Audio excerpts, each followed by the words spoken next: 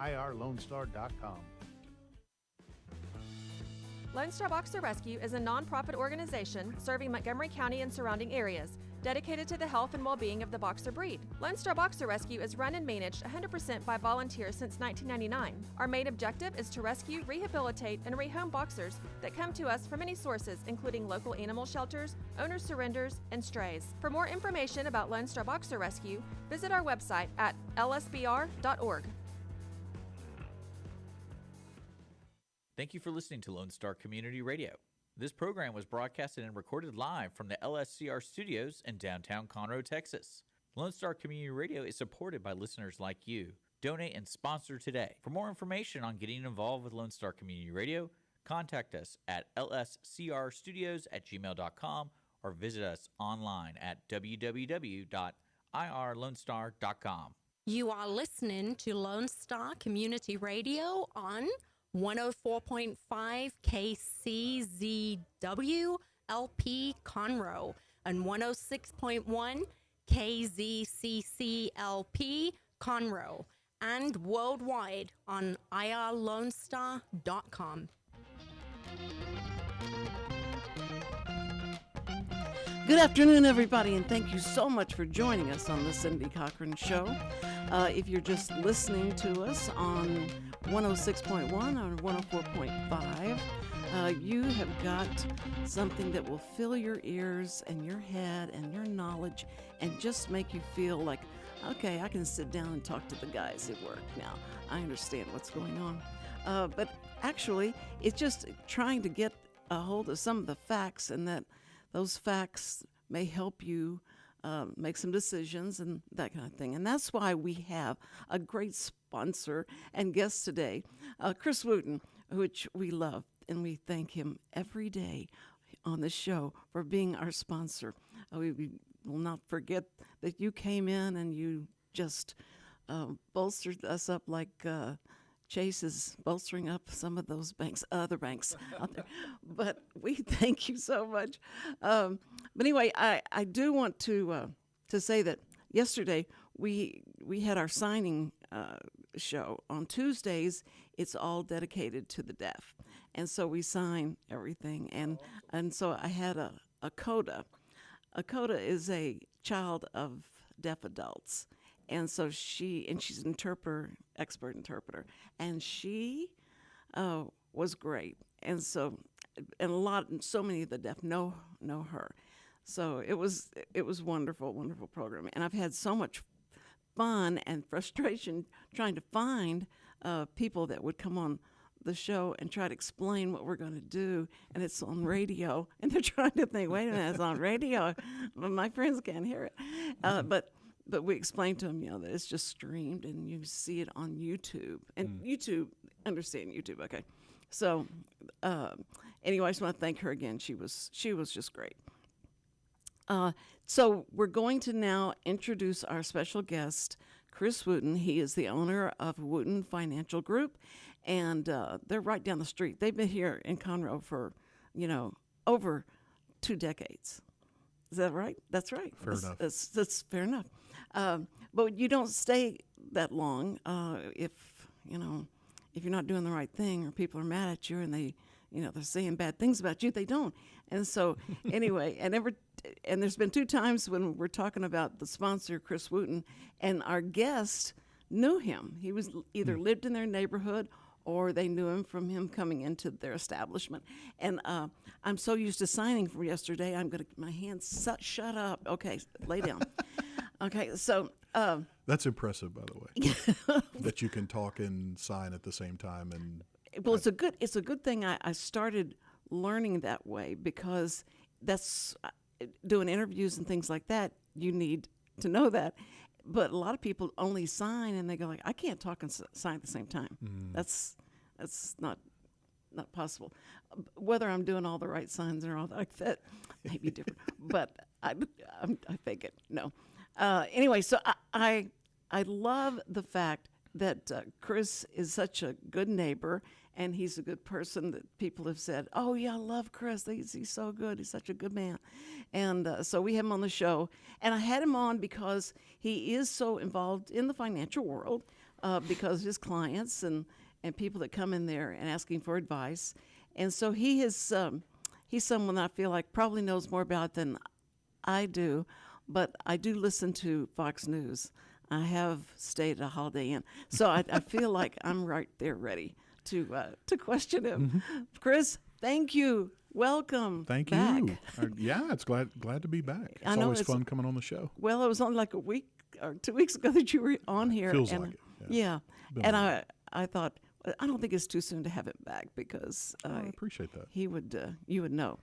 And so a lot of stress, a lot of angst is going on in the world today, and maybe not necessarily in Texas, but it makes us feel like it's everywhere. And so I just need to understand: should we feel safe? Should we just do a lot of investigating? Should we know what's going on in the bank that's holding our money, and we need to go talk to them? One bank said, I have people in here every day, and I have to spend talking to them and talking them off the roof and all because of the nationwide problem scaring them so bad. Well, what I would say to the community bank employee is you need to have your corporate staff, depending on if you're regional or one of the big corporate East Coast banks or whatever, you need to have corporate communicate with your depositors better. Okay? Very good. Part of the problem is that people don't know and they don't understand, for example, what has caused the problems of the meltdown of these, primary three that are in the news, but certainly the questionable aspects of the industry at large, broadly, not just here in the States, but also globally. There are large institutions that are, for lack of a better term, backbones of global banking. Okay, it's what allows capital to flow between nations, between businesses, between individuals, whatever. And people they just don't understand how the system works and what the risks are in it. So if I were a bank corporate, I'd be saying, hey, here's our balance sheet, and here's how to interpret it, and here's what it means, and here's what would have to happen for it to go sideways. Right? Oh, you're right. That would be great. Will they do that? I mean, I'll give you an example. People are probably familiar with Amegy Bank. We bank. My family banks at Amegy. They're owned by Zion Bank out of, I think, Utah. They're considered one of the large regionals, that you hear talked about in the news. Well, a few days after the whole stuff in Signature and SVB and so forth went sideways, I'm getting an email from them. Here's our capacity to borrow if it ever came. We have a strong balance sheet. Meaning they were trying to put at ease their depositors. They didn't go into great detail. Thankfully, I have the ability to go in and see that to some degree, but at the same time, I also understand how the banking systems work, and that, I think if people understood it a little bit better, it would help put them at ease a little bit. Good. Okay. Certainly the news doesn't help because they're, you got to remember news agencies, whether it's Fox or anybody else, okay? Right. What's their number one goal and job? Is to get eyeballs on them and that grow gets that number. them what? Money from Okay. advertisers. So it's about ratings. Yes. Okay. Anytime you watch any show and they're looking you in the eyeball and they're saying, we just want to inform you. We just want, okay, that may be certainly part of it, but at the end of the day, their job is to make money. And Right. they make money by getting increased ratings. And they get increased ratings by stoking emotions, primarily fear and greed, especially if you're talking about a financial stock type talk show. And look, I'm not down on any of that. It makes for entertainment to a large degree, and certainly there is some information buried in it. But part of the problem with what we've got going on in the banking side of things right now is the one thing we don't need is for people to lose trust in the system and be fearful. Right. Because when people are in that state of mind, they tend to make really, really, really poor decisions. Okay, Right. that's one thing we don't need. But I think that it's where the branch banks usually have lost so much of the youth because I mean banking, going in and standing in line Sure. and always getting the wrong line and trying to bank because they don't see why in the world would you do that when I can go online and I can send if I have to get a check deposit, I can do all of that stuff. It's all done online. And so they don't even know what a branch bank really is and what's going on with that because other stuff's on the internet. And I think that's one thing that Mr. Wonderful from the Shark Tank was pontificating is that because the youth are not going to be using these branch banks, that it's really a waste of brick and mortar, and that those are all going to go away eventually. And that was his prediction. Yeah. Well, I think there's a lot of truth to that. Okay. I mean, you got to remember there's always another generation coming up. Right. Okay. Right. And those generations are getting more and more and more technologically inclined and advanced. Mm-hmm. And it's true. If you think about even the way you bank today, you use a debit card, you transfer money from one account to another all online. Okay. You can do all of that. I would venture to say 95% of what we do, even those of us that still, dirty word, use a checkbook. Ooh. Okay. Ooh, don't stand in my line. kids don't even know what a checkbook is. And don't okay? stand in line at a grocery store and pull out a checkbook and start writing because the groans will happen all the way down the line. But my point is that Kevin O'Leary's right in the sense that the whole world is going more digital. Right. That's part of the whole blockchain conversation, which I won't go down that rabbit trail, but a lot of what much of the future of this type of stuff is going to be built on is that blockchain. Okay. And banking's going to go right along with it. So yeah, I mean, there could come a day and time where bank branches and things like that become completely obsolete. I think there's a part, depending on what part of the banking you're doing, that may always need to be there. Because I do think that people at some level, there will always be people that just desire the trust arrangement of being able to look somebody in the face. Right. Okay. And you know who that is? Sam. Yeah. He has to do that. But even if I go down that road, it could be a matter of not at a physical branch. It could be, a Zoom meeting, looking at each other eyeball to eyeball. Those kind of comfort levels change over time as technology becomes more adopted, right? Well, like the branch banks, they also handle loans and small businesses and things like that, right? So that seems like they have to have a face-to-face meeting or be in touch with the bank. So maybe they'll specialize, or there'll be different, where you don't do all your banking like the regular banking and checks and when they bounce and things like that, and that you don't have to really look at them in the eye anymore. You just send some money in. Well, I mean, even that side of it, loan departments and, applying for a mortgage, whatever, it's already in the works. They're trying to digitize all of it where, for example, through blockchain, you could have a smart contract literally from front to back instead of having to sign 4,000 pages and, giving them the name of your firstborn and whatever to get a mortgage. It's all done digitally, okay? And you can execute a mortgage or a smart contract anywhere globally between institutions in the blink of an eye. Well, are there signs that we can, as depositors, not saying we're not on any board or we don't have stock in that bank or anything, but that there's signs that you go, this may be too risky, or they're taking too much risk and they're using my money to do that. Yeah, well, let's back up a little bit. Okay, so I think it's important for your listeners to understand. How many people, if you ask them, how does a bank work? Okay, so our country, our banking system, operates off of something called a fractional reserve banking system. So if I were to ask you, what is that? Could you explain it? It doesn't seem like a whole. It's a fractional thing. I don't Okay. know. Well, it's got the word fractional. Yeah, That that's makes it. right. Richard, what would you say? Do you know? Okay. So here's kind of the bottom line.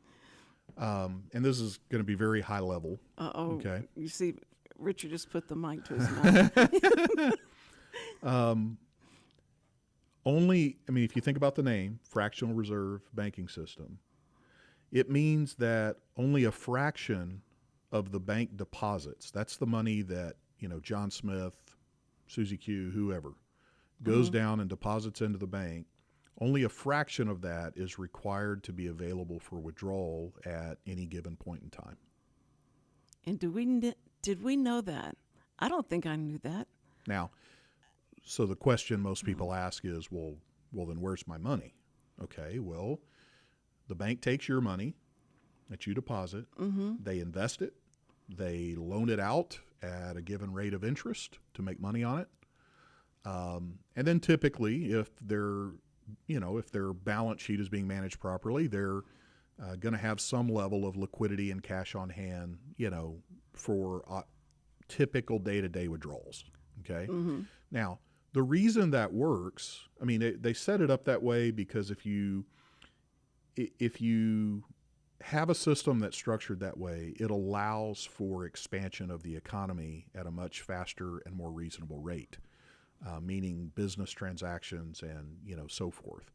And it's not just the U.S. Most of the world's banking systems are kind of structured in this format. But why don't they tell us where our money, like send out to depositors, where we're going to be investing in and what we're going to be investing in? Do they feel like that's none of our business? Or Well, they're a company. Most of Yeah. them are for-profit businesses, obviously, and so that's up to them and their board of directors and shareholders and so forth. But you can see it. Now you might have to educate yourself on how to make heads or tails of it, but especially publicly traded companies, they post financials, they post earnings, they all of those things. So you can literally go see what's on their balance sheet. They're audited typically annually. They have to produce an audit, or audit report rather. So there are ways to go out and see some of it, what right? they're doing. But you may have to do a little bit of digging in terms of, okay, well, how do I know if they're really sound or whatever the case is? Right. Okay.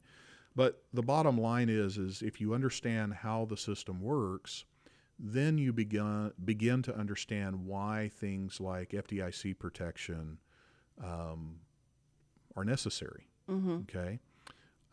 If a bank, whether it's for one reason or another, if it gets into trouble, then you have protections up to a certain amount by an insurance program called FDIC. Okay. And that insurance, that's really what the average depositor at a bank needs to kind of cue in on, right?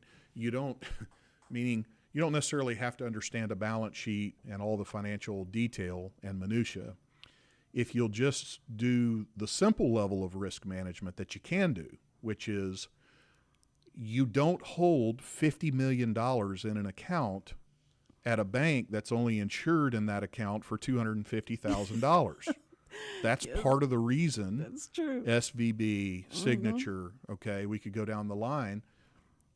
Now, there are reasons why the bank got into trouble. That's true, and we can talk about that. But the point is regardless of what the reasons are, had they been doing proper risk management at their own personal and corporate level, meaning the people banking at the institution, we wouldn't even be having this conversation, okay? Maybe we'd have the conversation of the bank failing, but people losing all their money, or more importantly, the federal agencies like the Fed and the Treasury and FDIC coming in and breaking their own rules to keep these people whole like they did in 2008. Yes. Okay? Those kind of things wouldn't have to occur. But like Chase was one of the ones that are coming in to help prop up.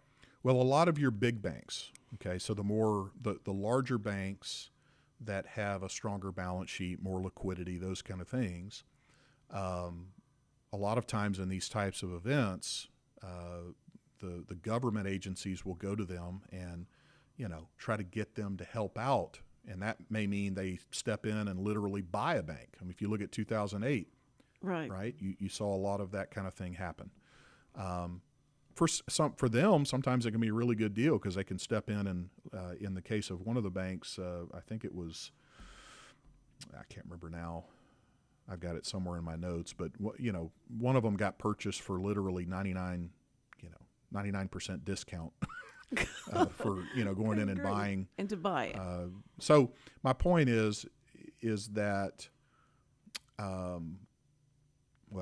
there's a lot of points. Well, and we can go through those one by one. No, if you want. but I heard that that these banks went in to prop them up, and they're bringing in so much money, and one bank wanted to buy another one, and they had depositors and stockholders and all that.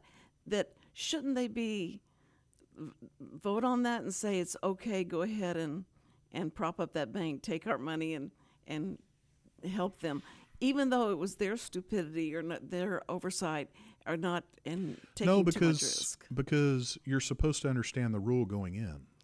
Right? Is that what you are informed of? Like, what we could be doing is things that we're not going to be maybe telling you all the time what we're going to be doing, but we think this is going to be best for. Well, if you're talking about how they're investing and so forth, I mean, if you look at some aspects of, take SVB, for example, a lot of what they were investing in were very safe and secure government securities. Safest asset around, okay? Right. The problem is that they bought them when interest rates were historically low. The Fed began raising interest rates. That causes the price of a government bond to fall. And now they have a 100% safe, if they hold it to maturity, long-term, government bond. But if they get in a situation where they need to sell it to raise capital to meet withdrawal demands, and the value on their balance sheet has dropped because of interest rates going up, thank you, Federal Reserve. Yes. That's one of the issues that caused the problem. They had losses in all of these assets on their balance sheet that they didn't have before, okay? And there's a whole line. I mean, maybe it would be helpful. Of course, it's your show, but no, please. It might be helpful for us to maybe just step back and look at the bigger picture, okay? So essentially what you've had is the collapse of 3 FDIC-insured institutions. You've got SVB, you've got Signature, and a company called Silvergate, which was a crypto deal. But essentially when these things collapsed, you begin to hear these rumblings, it sends depositors kind of scrambling, looking for a place to repark cash. Okay, meaning in other banks and other brokerage companies, they're pulling money out of these institutions and rushing somewhere else to try to put their money back in. And it's due to fear, whether it's grounded in reality or not. There's a fear contagion that begins to take hold about the stability of not only these banks that have subsequently gone under, but also other regional banks or small banks, locals, right? Once that fear contagion begins to snowball, you can really very quickly end up with a run on many banks where people are just completely losing it, freaking out, pulling all their money out of their local banks.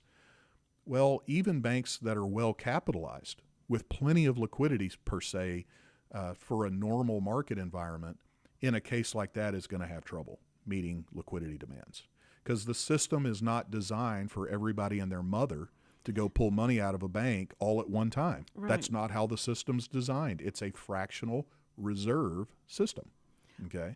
So this then, remember, bigger picture, this then prompts federal regulators to essentially rescue depositors, not just at the limits, but in total, okay? Meaning they step in and they offer this lifeline to backstop all of the deposits, especially like in SVP's case, so that nobody loses. And that immediately caused global aftershock because if they're going to go violate their own rules on how much protection they're offering, that immediately says to anyone who's smart enough to look at it, okay, they think that there's a bigger issue at hand here. There's a bigger problem.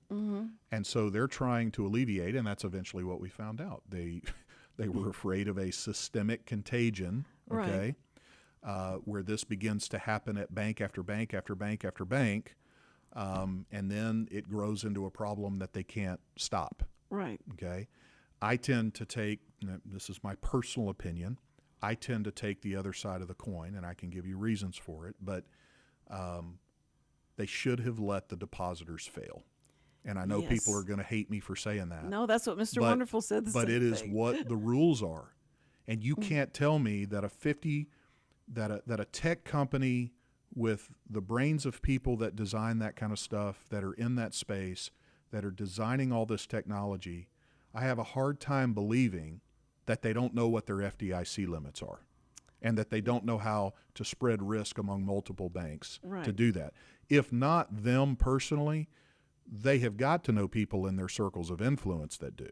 Right. Okay. But isn't that just a laziness and just a, it hadn't happened for years? Well, so I think it's more, now. it becomes more of the, I mean, if you think of SBB, it was really kind of the go-to bank for tech capital and things like that.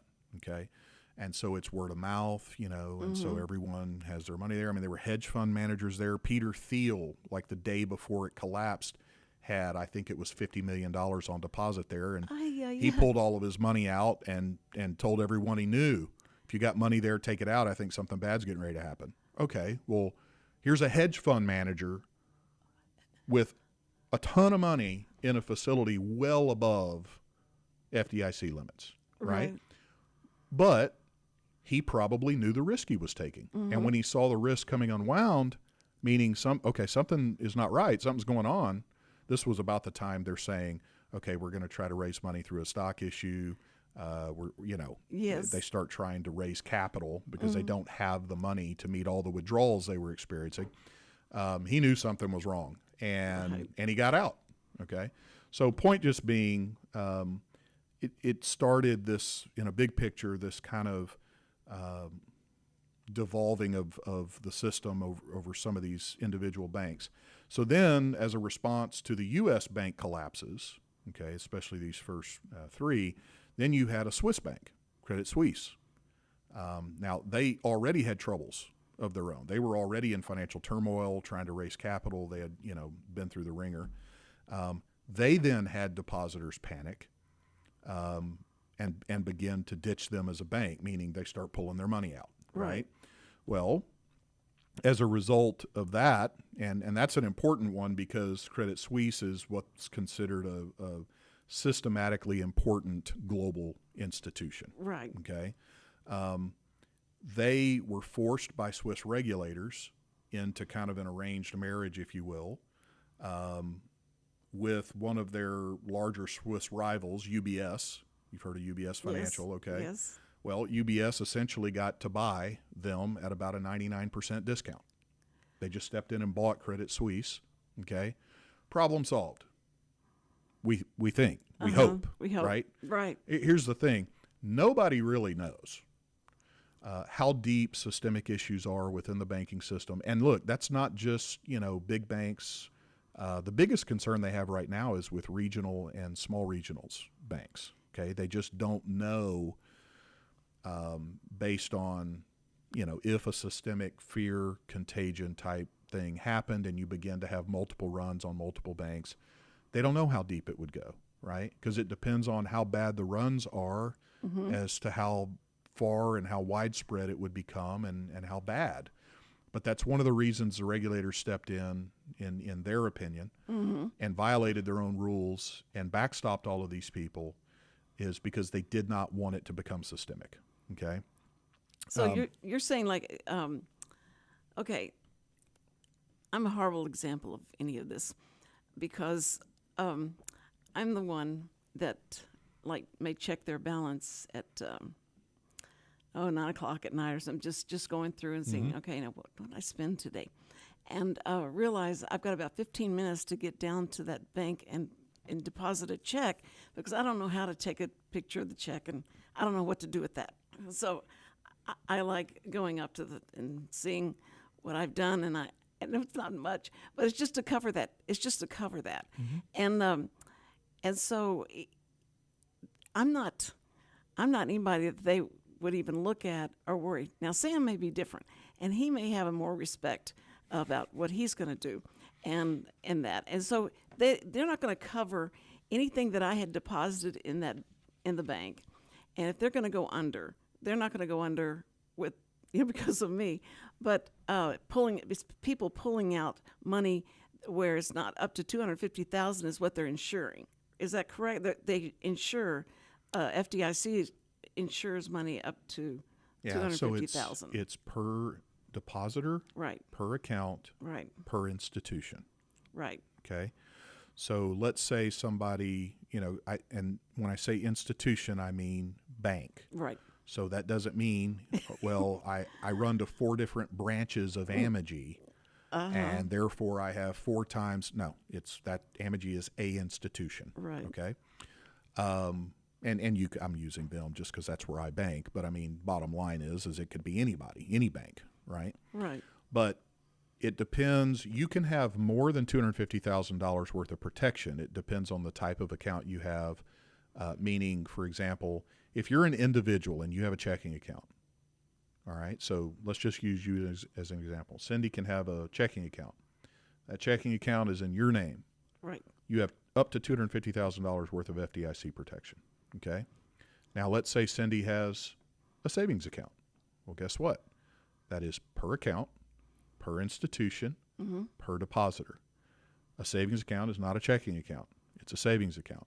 So you have another $250,000 in that account, okay? Let's say that Cindy's married, which you are, yes, and you have a joint account. Well, you and your husband would be covered per account, different title, joint account now in 2 names, $500,000, $250,000 each, okay? So it is possible to have money in a single institution above $250,000 that is protected depending on how the accounts are titled. If you had a trust account, for example, right, that's another $250,000, okay? So depending on how you have them titled and broken up, you can have more than $250,000 in a given institution and still have some decent protection. Okay? Well, I think, because they say the majority of people are just making it paycheck to paycheck. And so they kind of laugh at, boy, if I had $250,000 somewhere, that would be great. But I only have like maybe 500 right now there. Yeah. And I just want to make sure that that's covered and it's fine. Well, I mean, the average, let's just put it this way. The average Joe depositor and his spouse, okay, with most banking institutions, is nowhere near the FDIC limit. Right. Okay. Now, the problem that SVB, that type of risk management that they had, and that was really their biggest issue, was they had really poor risk management of their balance sheet at the bank. SVB was completely different from your typical regional community type bank. But because no one knows for sure what everyone's balance sheet looks like, right? Without going and doing a lot of digging and investigating, that's where a lot of the question is, right? How much risk would it take, or risk, not the right word, how much of a run would it take on a given bank to cause it to start to have liquidity issues, okay? But SVB's biggest problem was it had a, relatively speaking, okay, so it's the 15th largest bank in the country, but relative to other banks, it had a really small pool of depositors with really large amounts on deposit. Oh, and that weren't Whereas covered. other banks, typical banks, have really large numbers of depositors with really small amounts of money on deposit. Okay, so the chance that a typical bank, is going to have enough withdrawals on a given day for it to cause a liquidity crisis within the bank is slim to none, but it can happen, right? Right. And that's what the Fed and those agencies were trying to prevent, was a systemic issue that even on a normal, well-capitalized bank caused them to have problems, just like SVB would have problems. Okay, so does that make sense? Kind of. Yeah, and I know you get happy when my eyes look like When they're glazing over. No, no, when it looks like, okay, she understood that. It looks like the rest of it. I just got this vision in my head of all your listeners just literally going to sleep right now. They're just like, this is boring. No, not if you have money in the bank. You want to know, is it safe? So they want someone to say, everything is going to be okay. Don't worry. Texas is strong, and we got enough. We'll just start pumping more oil or something like that. Will be okay. Yeah. So you got to keep in mind that a lot of banks, especially if they're what they call regionals, meaning they may have locations in Texas, but they probably also have locations elsewhere. Okay. Like Wood Forest. Wood Forest is it only in? I don't know. In Texas? Okay. Yeah, I don't know. Because I saw their picture up on the screen. It scared me. I thought, oh no. Yeah. But they were just talking about different banks and the regional banks. But I mean, even with that, I mean, the fear that a lot of people have is, well, there's I think Kevin O'Leary may be one of them. There are people that are talking about we should completely do away with community and regional banks and just have a centralized banking system with, maybe the big five. Okay. And they should just control everything. That'll make it easier to monitor. Okay. There is a reason we have a decentralized banking system. Right. I can see that coming. Meaning regionally, people's banking needs can be different. Right. Now, Leary's argument, which I don't necessarily disagree with, and there's some merit. His argument is, well, the digitization of economy solves the problem. You don't need regional banks and so forth, physical locations, all of that kind of stuff, because anybody in a given region of the country can now digitally go to a bank and open an account and do banking anywhere they want to. Okay. Right.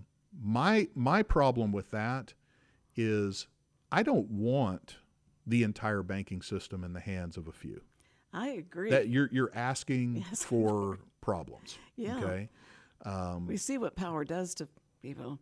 Well, sure. I mean, it's no different than the anti-monopoly laws that are on the books, right? When you centralize power in one corporation in a given industry, it squashes competition. It causes all kinds of problems. So, if you're going to do it in banking, do you honestly think the same thing is not going to happen, right? That it's not going to cause problems? Because they'll be able to write the rules for everything. There won't be enough competition, right, out there. That's scary. So, there's arguments for both sides, but I think the system, the way that it is today, is fine. The way that it's set up and the way that it is designed is fine.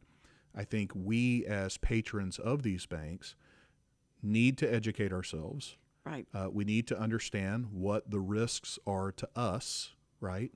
We can't do a lot to control what the bank is doing other than knowing and understanding and spreading our risk around. So tell me the questions I should ask the bank I bank at or going to bank at. I need to ask questions. What questions will they answer or will it make them mad that you're asking it?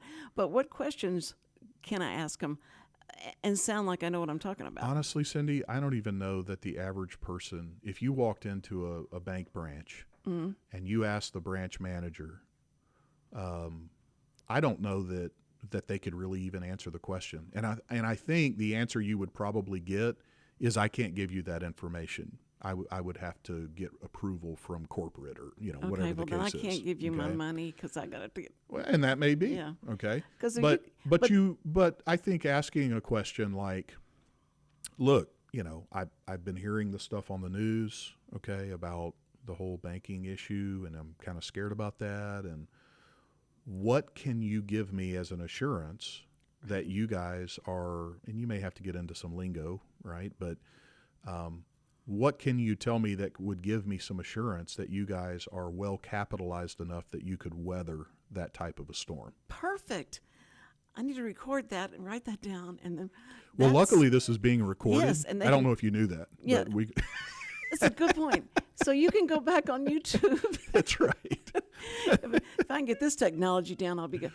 You can go back on YouTube and listen to that. Yeah. And that's what you need to go in and ask them. Because a woman going into the mechanics, and Sure. trying to tell them Yeah. what's wrong with my car, and I can only do sounds. Yeah, I mean, another one would be, what percentage of your deposits do you have in cash on hand?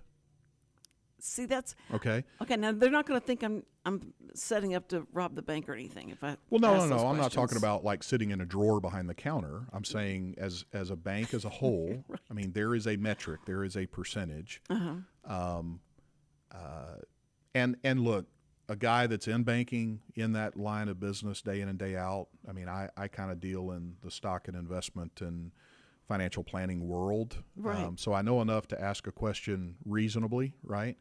But I can't get into the nitty gritty minutia that somebody sitting behind a treasury desk might know to ask, right? Because there's all kinds of financial ratios and things that you can look at for a balance sheet that helps kind of determine if it's sound or not. But liquidity, cash on hand, what the value of their investments that they've made, meaning, Have you are you in done- the black or are you in the red? Yeah. What's it look like? Oh, I So, like that. I like that one.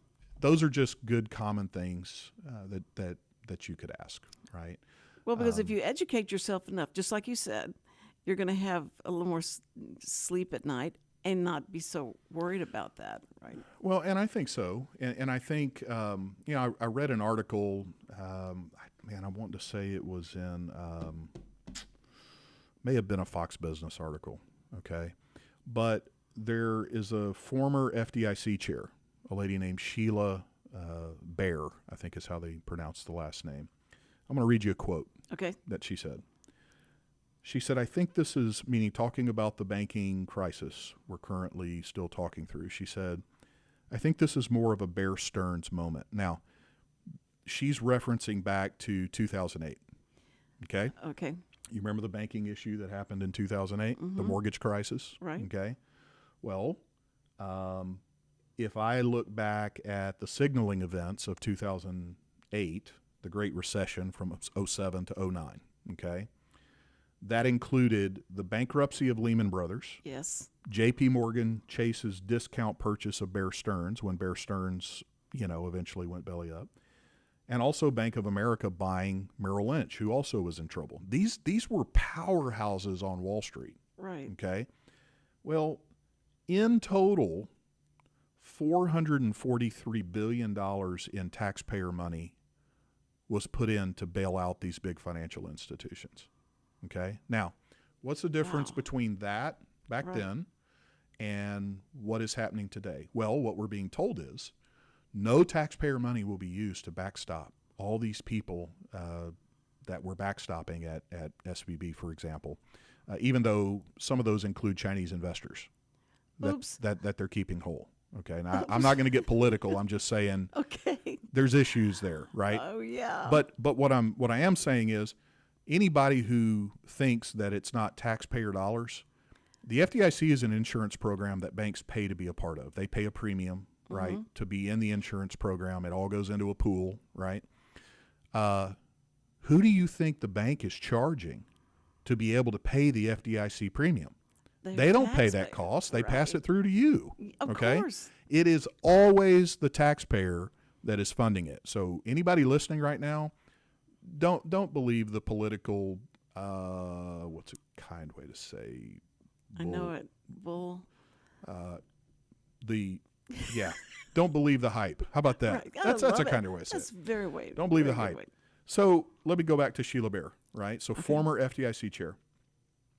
She's referring back to 2008. She says, I think that the current banking crisis is more of a Bear Stearns moment, meaning I think a lot of people, including me, back at that time, so she was with the FDIC at that time, said when they bailed out Bear Stearns, they increased moral hazard, meaning they created an expectation with the banks of further bailouts. And that's exactly what ended up happening with the whole Lehman Brothers issue is they created an expectation where eventually Lehman Brothers thought they were too big to fail Yes. because this Yes. other bank got bailed out, and so they didn't correct course or do anything to try to stay afloat, and they failed. Okay, because they had this false expectation in their mind Right. that, oh, well, they bailed them out, they'll bail us out. We're bigger than they are, and they were too big to fail, so they won't let us fail. Right. Oh, I Well, remember that. unfortunately, not so much. Mm-hmm. Okay.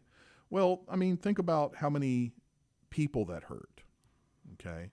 I think the bottom line is, fear right now is really setting in.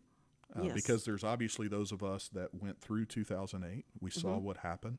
Now we're seeing things again. And so people are wondering what kind of cracks are in the system, right? What is it behind the scenes we can't see? Yes. And the bottom line is, if you look at the way SVB went down, if there are cracks and if there are problems, you will not know about it until it's too late. They're not going to tell you until the night before. Till the night before. Okay, because if In a they do, text. it's going to compound the problem. If you know there's a problem with your bank, you're going to run in and try to get all your money out. Sure. Okay, they don't want that to happen, No. right? Because there is the off chance that, even if there are some issues, as long as they've got that liquidity, they can stay afloat, right? But my point is, as fear is kind of setting in, there's uncertainty there. And to me, by the federal agencies doing what they've done, all they're doing is compounding that issue. They're thinking that they're calming the fear. Assuring but what it's everyone, really yeah. done is it said, okay, well, you were willing to bail out these rich tech folks, okay, a lot of them who were political donors to your campaigns and everything else. Are you saying that if a regional bank fails, you're just going to let them fail now? Or are you going to just bail everybody out? You see what I'm saying? Yes. It creates an uncertainty. And that's that won't happen. But it's funny. It harkens back to It's a Wonderful Life. And that was the first thing I thought of when they said there may be a run on the banks. And I was like, that can't happen today, for crying out loud. That's just no. And then the more you listen to it and you feed, it's really, I had turned it off once. I said, okay, that's enough. Because when Charles Payne has a breakdown in front of everybody, a meltdown, you got to be scared or something. But you've given us great ideas for, number one, just, calmly go in and ask your banker these questions and to have them tell you. And if they won't tell you and they say it's none of your business, then you can maybe respond to that. But you've given us a lot today. And that's why we love you so much. Well, the thing I want people to leave with, okay, if you could take one thing, maybe two things away, is number one, this is America. Right. And as Americans, we're these fiercely independent, or at least we claim to be, patriots, right? Very. We do not depend on government, or we're not supposed to, we claim, Right. For anything. Now, the truth is we do to a certain measure and degree. Sure. But my point is, you are responsible for managing your own business. Okay? Yes, sir. Get yourself informed. Yes, sir. And if that means calling your bank, calling a guy like me, whatever, all right? Inform yourself. Right. If you've got $1 million sitting in Bank XYZ and you're not sure how much of it is protected, it's time to get informed and to start asking a few questions, right? Because it is Right. possible you might be able to keep it all there Right. and have it insured, but the odds are you probably won't, okay? And if we're going to manage ourselves and manage our own risks, you need to be informed on how to do that and then go get it done, Right. right? Don't be the person that Get was her at SVP. done. That's it. Just get her done. That's it. Thank you, Chris, for being here. No, Just thank you for having me. I And- hope it wasn't too confusing. No, and don't go any further than out there. Just wait for the next time we need you to come in. 'Cause poor Chris, he has so much going on. I'm sure you have plenty of people coming and asking you questions. Can I say one more thing? Oh, okay, Do go. we have time? Don't panic. Don't fear. Okay? Just use your intelligence. I love that. I won't panic or I won't fear, but I'll try and use Sam's intelligence. But anyway, thank you guys for joining us. And tomorrow we're going to be talking to Shannon, who is the person who knows everything about Conroe and what's going on in Conroe. And we're going to find out what you can be doing this weekend or next weekend. So be sure and be with us. She's beautiful. She's Conroe's treasure. So stay with us. Stay with us. And we will be back next Tuesday signing. Okay. That would be great. Thank you again, Chris, our sponsor. And we will be back. And first responders, we love you. We love you.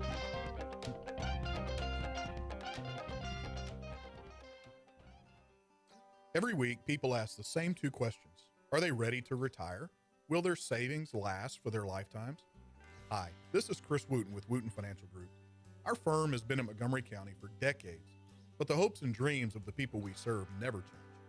We help answer these two questions and many more that people have about their uncertain financial future. We have a simple introductory client experience that allows us to get to know the client and includes a few meetings for the client to kick the tires at no charge. We provide a concise, one-page summary that helps the client get a better handle on which questions are the right questions for them. To learn more about Wootton Financial Group's process in helping their clients to a clearer financial future and to see their contact information, visit Cindy Cochran's show page on irlonestar.com/TCCS. Wootton Financial Group is a proud sponsor of the Cindy Cochran Show. Wootton Financial Group is available by phone at 936-449-5952 or visit them on the web at www.woottonfinancial.com. That's www.woottonfinancial.com. This program is sponsored by the Wootton Financial Group. It is not the intent of Wootton Financial Group to render or offer personalized investment advice or financial planning advice through this radio program or any related website. Wootton Financial Group's participation in this program is limited to providing general information on financial matters and should not be construed as financial recommendation or investment advice. Investment advisory services are offered through Game Plan Advisors, Inc., a registered investment advisor registered with the Securities and Exchange Commission and the state of Texas. Insurance services are offered through Wootton Financial Group, Inc. Game Plan Advisors and Wootton Financial Group, Inc. are affiliated through common ownership, and neither firm is affiliated with The Cindy Cochran Show.